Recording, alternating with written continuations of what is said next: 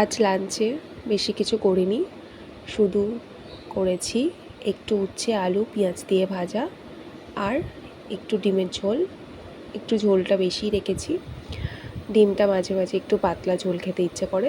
গরম মশলা দিয়েছি লাস্টে, গন্ধটা খুব সুন্দর হয়। এই তো খাওয়া হয়ে গেছে আমার উচ্ছে আলু দিয়ে। উচ্ছে আলু ভাজাটা বেশ সুন্দর ছিল। এবার আমি ডিমের ঝোলটা একটু ভালো করেই করেছি, কারণ ডিমটা মাম্মাম খাবে গোটা, আমি খাবো ভাজা, ওর বাবা খাবে ভাজা। সেই হিসাবে আমার সব রকম বুঝে সুঝে করতে হয়। 3 জন মানুষ, কিন্তু এত বেশি মানে একজন এটা খাবে না, একজন ওটা খাবে না।